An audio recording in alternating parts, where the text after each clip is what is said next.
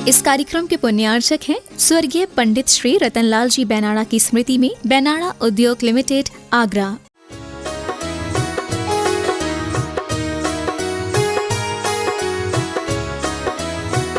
भगवान महावीर स्वामी चाह करके भी 1 सेकंड अपनी उम्र नहीं बढ़ा पाए। यदि वो चाहते, सोच लेते, इंतजार कर लेते अभी सवेरा हो जाए, सूर्य उदय हो जाए, सब लोग आ जाए, उसके बाद मैं मोक्ष जाऊंगा। नहीं, क्योंकि जितना आयु कर्म हम लिखा करके आए हैं, बांध करके आए हैं, उससे 1 सेकंड हम नहीं बढ़ा सकते। यदि अशुभ कर्म तीव्र है तो हम एकदम से उसे नहीं बदलते, निकाचित कर्म है तो उसे भुगतना ही होगा। तो ऐसी परिस्थिति में अपनी श्रद्धा को गड़बड़ाने नहीं दे, ये कहना चाह रहे हैं। क्योंकि यदि आपने अपनी श्रद्धा खो दी तो और कमजोर हो जाओगे और प्रतिकूलता घेर लेंगी, वो और अधिक तीव्र शक्ति से हावी हो जाएंगी। और ऐसे समय श्रद्धा हम बना करके चल रहे हैं तो कथनचित एक चांस है हम उसके ऊपर डोमिनेट हो जाएं। तो ऐसे समय जब प्रतिकूल माहौल चारों तरफ है, सभी लोगों से कहना है अपने विश्वास को तोड़ने मत देना, टूटने मत देना, मानना कि कर्म का उदय है, क्या कर सकते हैं। और सबके साथ आता है, बड़े बड़ों के साथ है। आचार्य भद्रबाहु स्वामी जी थे, श्रुत केवली, अंतिम श्रुत केवली, 5वें नंबर के श्रुत केवली। और उन्हीं के समय में 12 साल का भीषण अकाल पड़ा, प्राकृतिक आपदा आई। तो कहा तो ये जाता है भावलिंगी संत जहां होते हैं उनके रहने से तो आपदाएं नष्ट हो जाती हैं, कष्ट दूर हो जाते हैं। और उनके रहते हुए 12 वर्ष का अकाल पड़ गया पूरे उत्तर भारत में। और उसका परिणाम यह हुआ कि उनको समस्त संघ को छोड़ करके, 24,000 साधुओं का समुदाय था, संघ था, छोड़ करके दक्षिण की ओर जाने पड़ा। कुछ साधु रुक गए और उसका परिणाम आप जानते हैं, जैन धर्म में 2 फाड़ हो गए, दूसरे मत की उत्पत्ति हो गई। पहले सभी दिगंबर को मानते थे लेकिन दूसरा मत हो गया। तो जब तीव्र उदय आया तो श्रुत केवली के रहते हुए भी 12 वर्ष का भीषण अकाल, 1 वर्ष नहीं, 2 वर्ष नहीं, 12 वर्ष कितना मायने रखता है। जहाँ पानी की एक बूंद नहीं मिली, हाहाकार चारों तरफ मच गया। प्रतिकूलताएं इस प्रकार की थी कि लोग एक दूसरे को मार करके खाने लगे, भूख को शांत करने के लिए। किसके रहते हुए? श्रुत केवली के रहते हुए हो गया।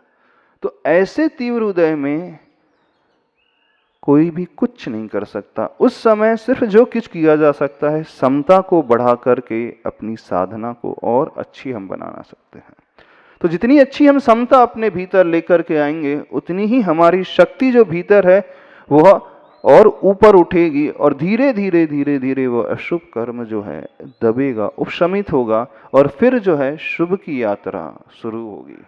तो सभी लोगों से कहना है अपने विश्वास को तोड़ने ना दें, टूटने ना दें, जाने ना दें, घबराएं नहीं। यह नहीं सोचना बिल्कुल से कि भगवान की भक्ति से कुछ नहीं होता है। अभी तो क्या करना है, अपने आप को संभालना है। जैसे डॉक्टर आदि लोग कह रहे हैं, परिस्थिति कह रही है, उसके अनुसार फिर ये जो प्रभु की भक्ति है, शांति धारा है, पूजन है, ध्यान है, ये योग है, ये वैल्यू एडिशन का काम करेगा, एक सपोर्टिंग रोल का काम करेगा। तब कहीं जाके थोड़ा कुछ होगा। ये मेजर नहीं है, अभी तो मेजर अभी हमारा कर्म का उदय है।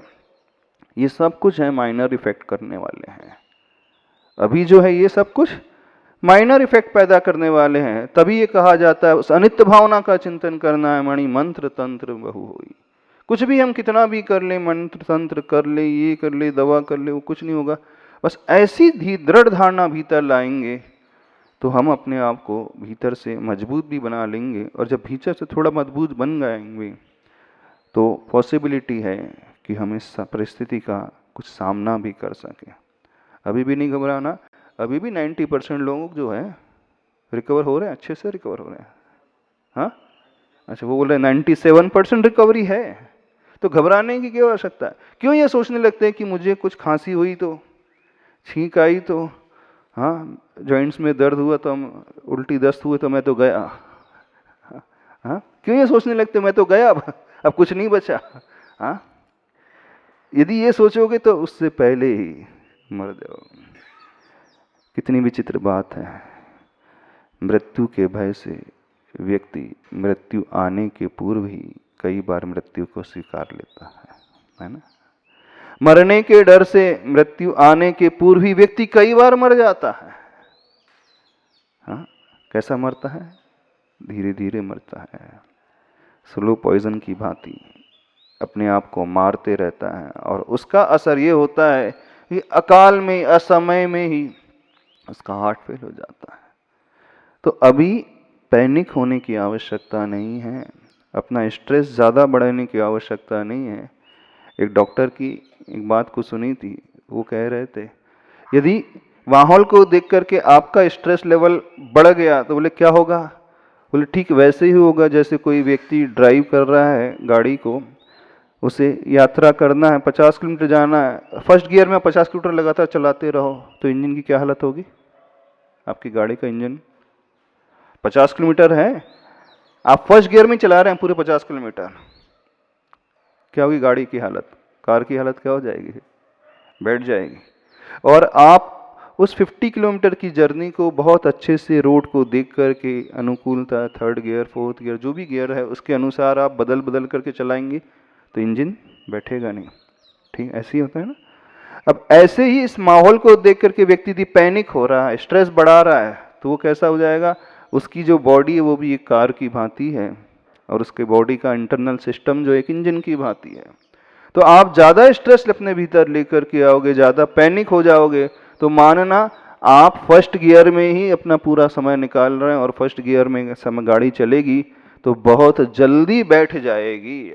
वो स्वयं अपने आप को डैमेज कर रहा है, रोड उसे डैमेज नहीं कर रही इस गाड़ी को, उस व्यक्ति ने, उस ड्राइवर ने स्वयं डैमेज कर दिया, क्योंकि वो शुरू से फर्स्ट गियर में चलाया जा रहा है। तो स्ट्रेस लेवल जब व्यक्ति अपना बहुत ज़्यादा बढ़ा लेता है, पैनिक बहुत जल्दी हो जाता है, डरने बहुत जल्दी लगता है, तो उसके शरीर में रहने वाले जो एंजाइम्स, एक एड्रेनल एंजाइम्स होता है, वो ग्लैंड से निकलने लगता है, और वह अंदर ही अंदर शरीर को मारने लगता है, शरीर के उन टिश्यूज को समाप्त करने लगता है, उन सेल्स को समाप्त करने लगता है जो सेल्स हमारी बॉडी में प्रतिरोधक क्षमता का काम करते हैं, जो कोशिकाएं हमारे बॉडी को बचाने की काम करती हैं रोगों से।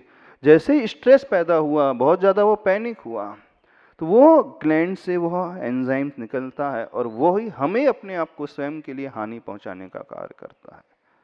तो जैसे फर्स्ट गियर में कोई गाड़ी चलाएगा तो अपनी ही गाड़ी को स्वयं डैमेज करेगा, गाड़ी की लाइफ बहुत जल्दी समाप्त हो जाएगी, चलेगी नहीं सकती। क्यों? क्योंकि उसने गलत तरीके से ड्राइव किया। ठीक है, रोड कंडीशन बहुत ख़राब है, मान सकते हैं, लेकिन कौन से गियर में चलाना ये तो हमारे हाथ में है ना, कि नहीं है हमारे हाथ में। रोड बहुत ज़्यादा ख़राब है तब तो थोड़ा आपने फर्स्ट गियर ला लिया, सेकंड ले लिया, लेकिन जब वो स्मूथ है, स्ट्रेट हाईवे है, तब भी फर्स्ट गियर में चलाओ तो ये आपकी बेवकूफ़ी मानी जाएगी। तो रोड को देख करके गियर बदला जाता है। ऐसे ही परिस्थिति को देख करके यदि कथनचित थोड़ा बहुत कुछ हो गया, तात्कालिक कुछ हो गया, सोच लिया, लेकिन 24 घंटा वही सोचते रहे, 24 घंटा यही भावना भाते रहे, अब तो मैं गया, अब क्या होगा, मुझे कोई नहीं बचाएगा, वहाँ ऑक्सीजन सिलेंडर नहीं मिलेगा, वो डॉक्टर से हमारे लिए अपॉइंटमेंट नहीं देगा, हॉस्पिटल में बेड नहीं मिलेगा, फलाना है, वहाँ ऐसा हो रहा है, यहाँ ऐसा हो रहा है। अरे जहाँ ऐसा हो रहा है 97% बच भी तो रहे हैं, ये भी तो देखो, वे ठीक भी तो हो रहे हैं। कैसे ठीक हो रहे हैं?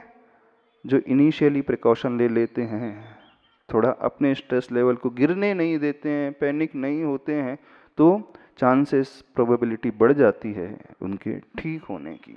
और जब ऐसी हमारी धारणा होती है तो प्रभु की भक्ति, प्रभु की शांति धारा, यह योग, यह मेडिटेशन, यह ध्यान हमारे लिए एक सपोर्टिव रोल अदा करता है अपने आप को संभालने के लिए। समझ में आ रही बात कि नहीं समझ में आ रही?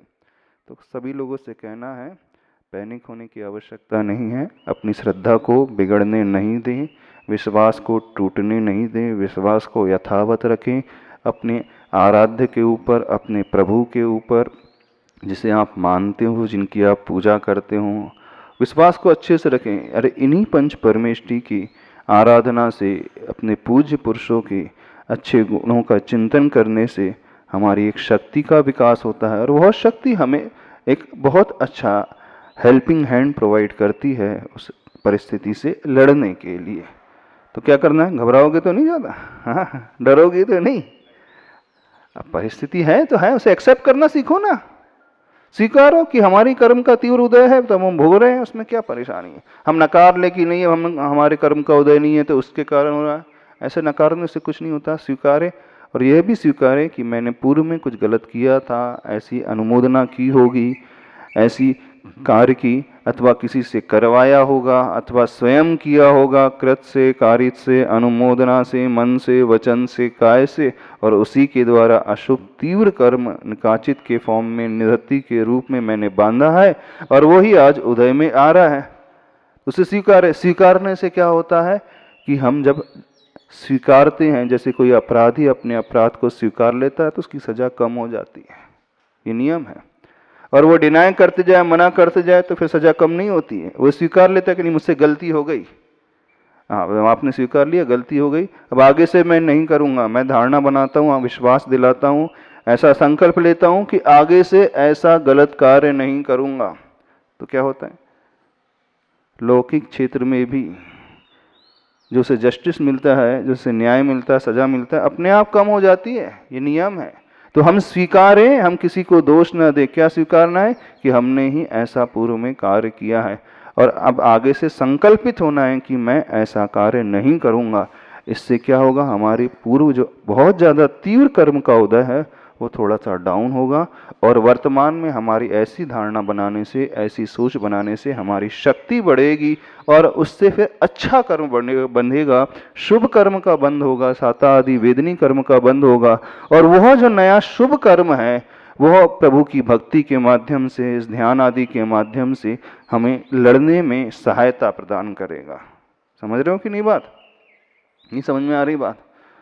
तो क्या समझ में आई? स्ट्रेस नहीं बढ़ाना है, पैनिक नहीं होना है, घबराना नहीं है, जो है उसे स्वीकारना है। किसे स्वीकारना? हमारा ही किया हुआ अशुभ कर्म हमारे ही द्वारा है और आज वर्तमान में मैं उस अशुभ को कम करने के लिए, अपनी शक्ति को बढ़ाने के लिए प्रभु की भक्ति का, प्रभु के ध्यान का, शांति धारा आदि का, पूजन का, विधान का आलम्बन ले रहा हूँ।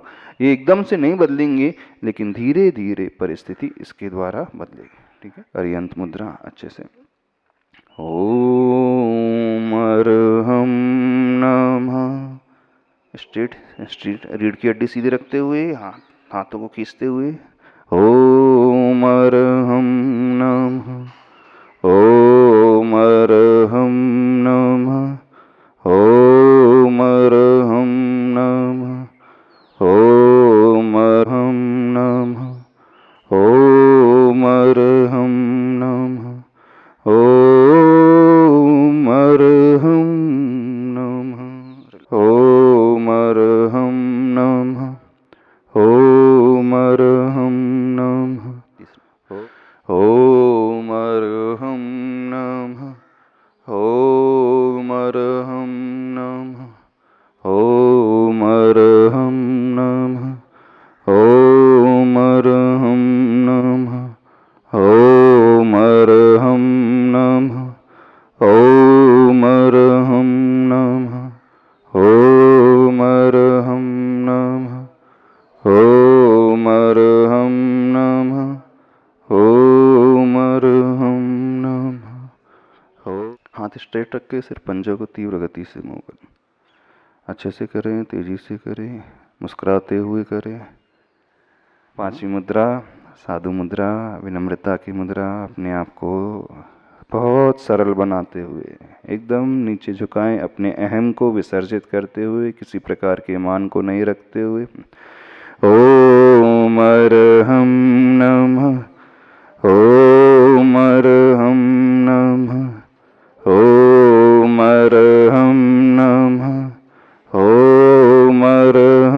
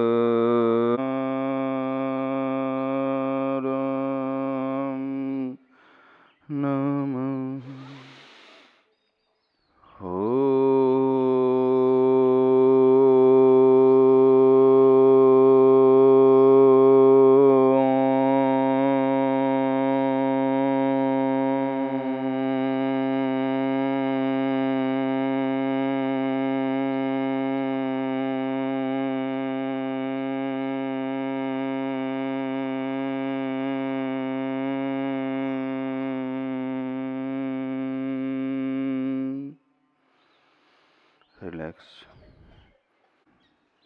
अपनी श्वास की ओर भीतर जाती हुई सांस को महसूस करने की कोशिश करें। बाहर से ध्यान भीतर लाते हुए सिर्फ देखने की कोशिश करें। आंखें बंद रखें, आसन स्थिर रखें। उस प्राण वायु से ऊर्जित हो रहे हैं, शक्तिशाली हो रहे हैं।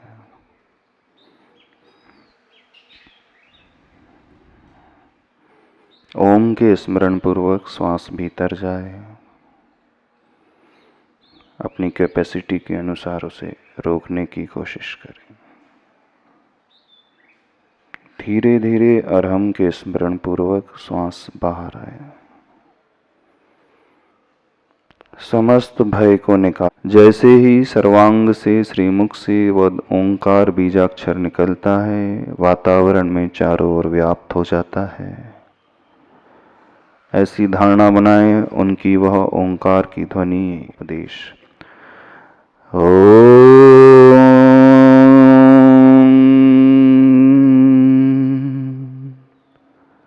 उस ओम को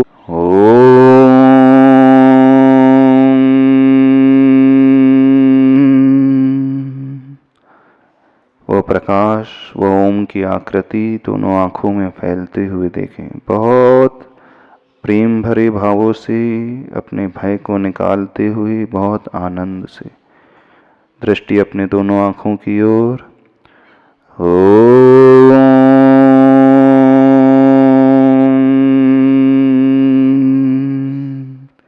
आंखों के लेंस के बीचों बीच देखें उस ओम को निकलता हुआ।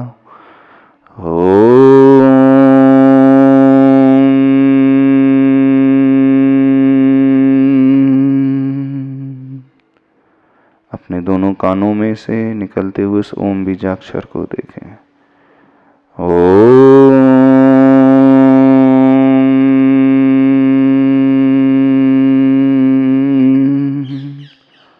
जैसे चंद्रमा अपने पूरे प्रकाश को फैलाता है, वैसे ही उस सफेद झिलमिलाते हुए प्रकाश को अपने चेहरे के उन पार्ट्स पर देखने की कोशिश करें।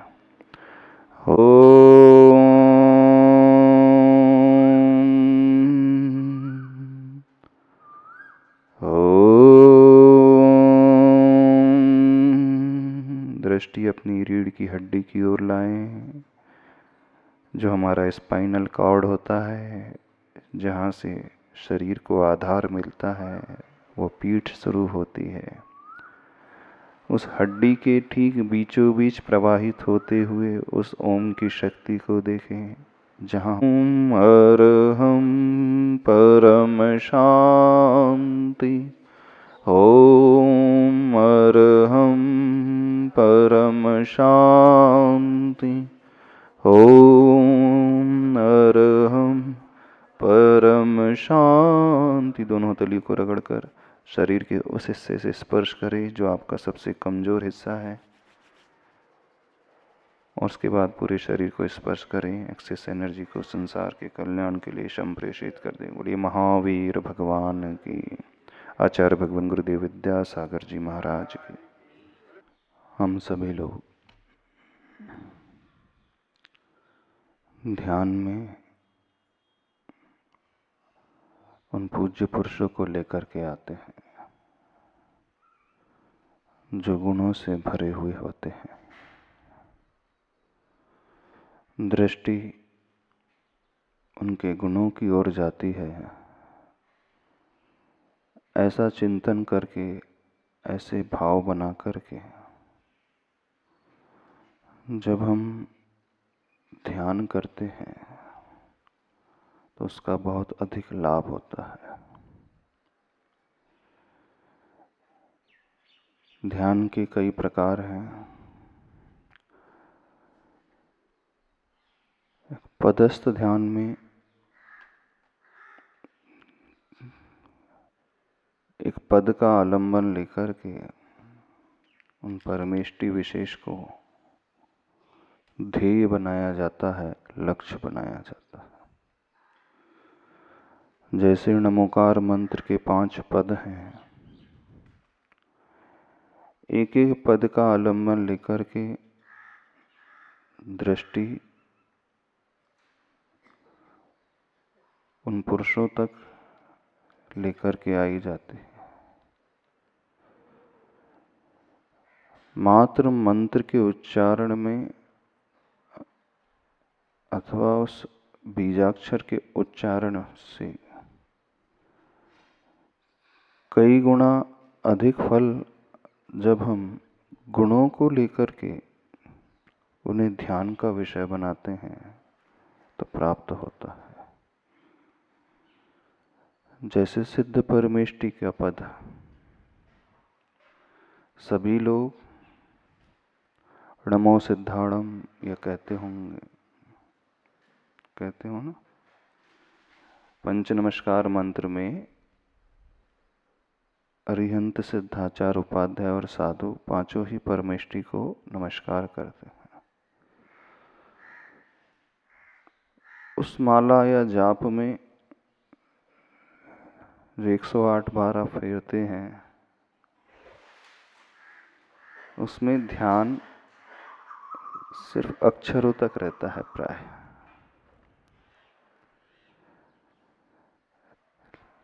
लेकिन जब हम गुणों को लेकर के चिंतन करते हैं, फिर वहां मंत्र की संख्या गौण हो जाती है। वह पद और पद में अधिष्ठित व्यक्तित्व मुख्य हो जाता है। जाप में, माला में मंत्र के उच्चारण की प्रधानता है, लेकिन ध्यान में उनके गुणों की प्रधानता होती है। जाप भी, माला भी धर्म ध्यान मानी जाती है, ऐसा नहीं है वो धर्म ध्यान नहीं है, लेकिन गुणों को लेकर के जब हम उस पद का स्मरण करते हैं तो कई गुना अधिक शक्तिशाली होता है। जब आप नमोकार मंत्र फेरते हो, बोलते हो, कितनी बार दृष्टि उन परमेष्टि के गुणों की ओर जाती है? सही से बताओ। हाँ, एक साथ पांचों पदों को बोलना है तो थोड़ा और भी कठिन हो जाता है। कथनचित एक ही पद की जाप आप कर रहे हो, माला फेर रहे हो, तो उसमें संभावना अधिक बढ़ सकती है। प्राय सभी व्यक्ति जाप तक ही सीमित रहते हैं। सभी लोगों का नियम कितना है? 5 माला का, 3 माला का, 10 माला का, 15 माला का, है ना। सामायिक में भी कई लोग जो व्रती होते हैं, कितनी माला फेरते एक सामायिक में? 5 माला। नमोकार मंत्र की कितनी फेरते? 2 माला, 3 माला। प्राय वे भी माला तक ही सीमित रहते हैं, लेकिन ध्यान उससे ऊपर का होता है। ध्यान में माला नहीं होती, ध्यान में एक मंत्र और मंत्र में अधिष्ठित व्यक्ति गुणात्मक चिंतन को लिए हुए होता है। जब दृष्टि में गुण आते हैं तो उसका प्रभाव अलग होता है, उसकी एनर्जी, उसकी ऊर्जा अलग ही प्रकार की होती है। देखो, जैन धर्म की सबसे बड़ी विशेषता है ध्यान की। जो ध्यान यहाँ है वो ध्यान कहीं पर भी नहीं। जो ध्यान का स्वरूप यहाँ बताया है वो कहीं पर भी नहीं। लेकिन ऐसा होते हुए भी अधिकांश लोग इससे विमुख हैं। नहीं है। अधिकांश लोग सिर्फ उच्चारण तक सीमित है, मंत्र के उच्चारण, मंत्र के पाठ, यहीं तक सीमित है। आप जब संगीत में पाठ करते हैं नमोकार मंत्र का, वो भी धर्म ज्ञान होता है। जाप में संगीत छूट जाता है, वहां व्यक्ति सिर्फ उच्चारण करता है। और ध्यान में उच्चारण भी छूट जाता है, वहां की यात्रा जो होती है अलग ही प्रकार की होती है। आसान सबसे जो होता है वो पाठ होता है। एक तरफ संगीत की धुन चल रही है और नमोकार मंत्र का पाठ चल रहा है अथवा भक्तामर का पाठ चल रहा है, क्योंकि गृहस्थ के लिए वही तरीका प्राय आसानी का होता है। और वही बताया है कि संगीत की धुनों के साथ वो उच्चारण करे तो उसका मन, अब किसमें लगता है पता नहीं, लेकिन मन लग जाता है। जाप में स्वयं उच्चारण करता है अपने मुख से, वहां पे बाह्य संगीत का आलंबन नहीं होता है। लेकिन ध्यान में एकात्मता होती है उन प्रभु से, जिनका हम गुणों को दृष्टि में रखते हुए चिंतन करते हैं। तो थोड़ा सा कोशिश किया करो ध्यान की। हम बोलते तो हैं लेकिन करते होंगे बहुत कम, ऐसा लगता है। गलत तो नहीं कह रहे? करते हो, ध्यान करते हो कि जाप करते हो? बोले ध्यान में तो पता नहीं, बोले मन कहाँ भाग जाता है। कहाँ भाग जाता है ध्यान में मन? चलो आज आप लोगों से पूछ लेते हैं, आप लोगों की क्या परेशानी, ध्यान नहीं लगता है तो? ध्यान में मन कहाँ रहता है? चौके में। हाँ, चौके में है, ठीक है, वो भी धर्म ध्यान ही है। ध्यान में कई लोगों का मन अपने घर में लगता है, कई लोगों का अपने बच्चों में लगता है, कई लोगों का अपनी दुकान में लगता है, इसी में लगता है। लेकिन अन्य सारी चीजों को छोड़ कर के,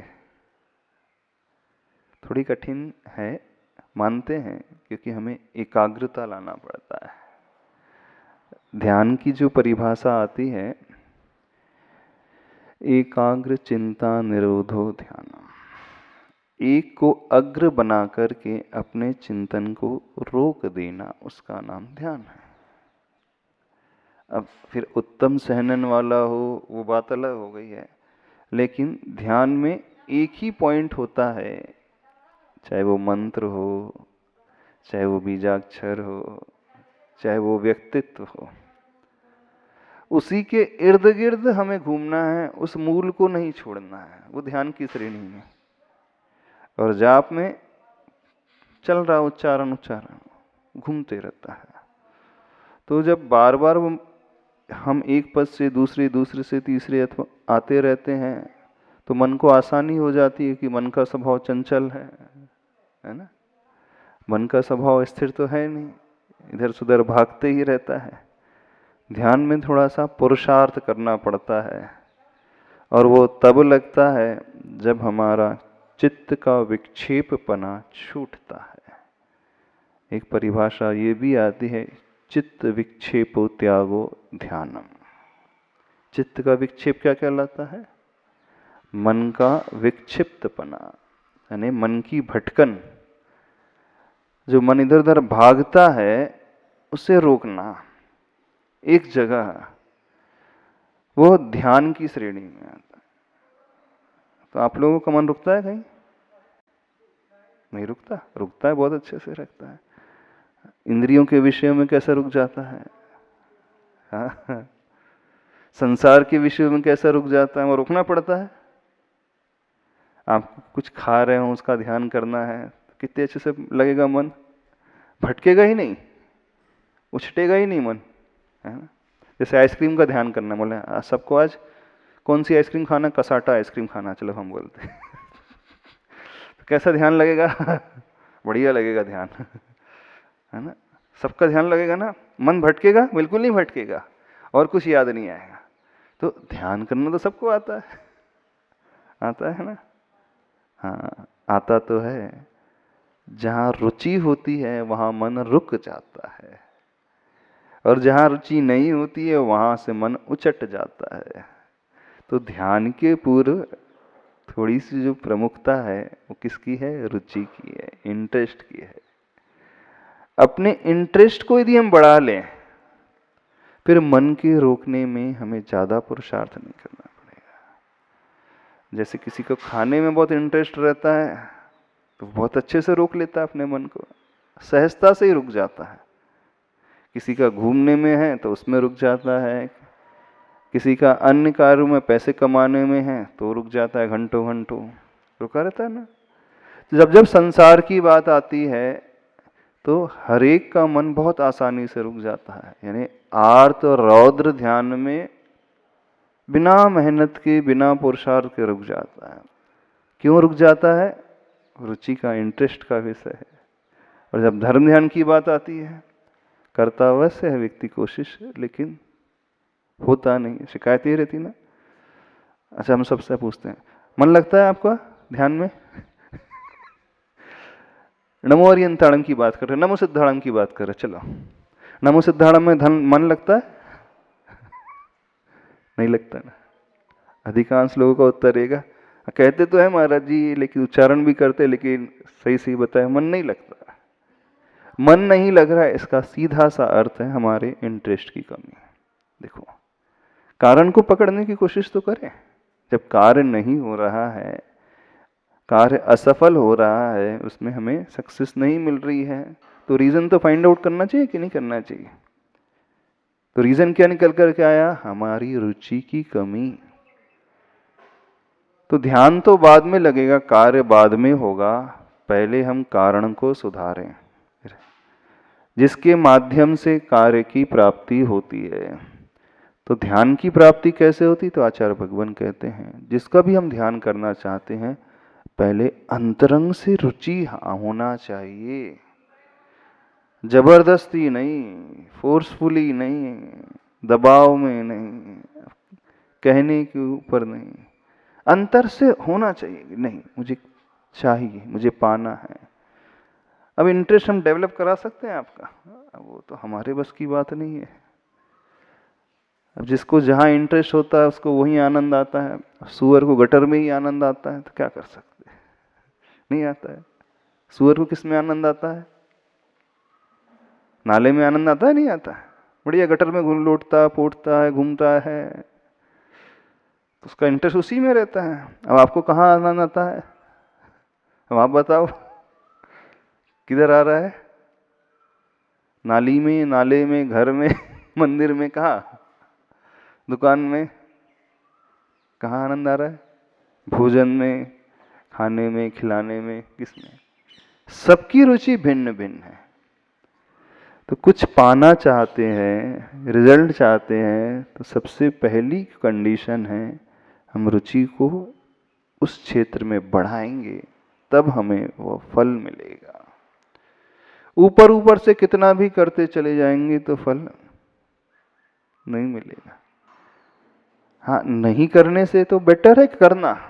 शुरुआत में कठिनाई होती है, हम भी मानते हैं, क्योंकि संस्कार अनादिकाल के संसार के ही रहे हैं, विषयों के ही रहे हैं, संज्ञाओं के ही रहे हैं, पापों के ही रहे हैं, रौद्र ध्यान के ही रहे हैं, आर्त ध्यान के रहे हैं। अब जो संस्कार बने हुए हैं तो व्यक्ति का मन उधर ही जाता है, उसमें कोई संदेह नहीं है। लेकिन जो अनादिकाल से करते हुए आए हैं, अब उसे तोड़ना तो पड़ेगा कि नहीं तोड़ना पड़ेगा? तो कैसे टूटेगा? पहले हमारा इंटरेस्ट थोड़ा सा हमें चेक करना पड़ेगा, अंदर से भावना भाना पड़ेगा कि नहीं मुझे चाह है उसके प्रति। जैसी चाह आपकी सांसारिक विषयों के प्रति रहती है, अन्य इंद्रियों के विषयों के प्रति रहती है, अन्य वस्तुओं के प्रति रहती है, वैसी ही चाह अंदर से डेवलप करना पड़ेगा। तब फिर देखना ध्यान में आनंद भी आएगा, मन भी लगेगा कि हम कुछ कर रहे हैं, ऊपर ऊपर से नहीं, भीतर से। अब ये चाह तो आप लोगों को स्वयं डेवलप करना पड़ेगा। जबरदस्ती हम नहीं करा सकते, भगवान भी नहीं करा सकते। तीर्थंकर पार्श्वनाथ भी आ जाएं, महावीर भी आ जाएं, तो वो नहीं उत्पन्न करा सकते। वो तो रास्ता बता सकते भगवान हमारे लिए कि देखो ये सही रास्ता है, इस पे चलो, ऐसा करो वैसा करो, लेकिन चलना तो स्वयं को होगा कि नहीं होगा। ध्यान में आनंद कब आएगा? इंटरेस्ट डेवलप होने के, रुचि पैदा होने के। रुचि पैदा करने की कोशिश करोगे? हाँ, जबरदस्ती तो नहीं लग रहा, मजबूरी में तो नहीं। मजबूरी में नहीं होना चाहिए, अंदर से होना चाहिए। बस इंटरेस्ट डेवलप हुआ तो फिर बहुत अच्छा।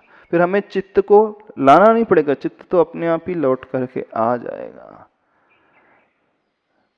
जैसे पंछी होता है समुद्र में, जहाँ चल रहा उस पे आकर के बैठ गया, अब उड़ करके जाएगा, कितनी दूर तक जाएगा? पानी के जहाज में उड़ भी जाएगा, कहाँ तक जाएगा? थोड़ी दूर जाएगा, लेकिन लौट करके उसी जहाज पर आएगा, क्योंकि अन्य जगह स्थान ही नहीं है उसके पास।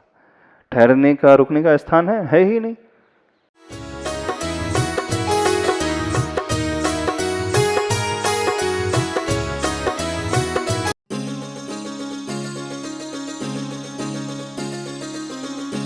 इस कार्यक्रम के पुण्यार्चक थे स्वर्गीय पंडित श्री रतनलाल जी बैनाड़ा की स्मृति में बैनाड़ा उद्योग लिमिटेड, आगरा।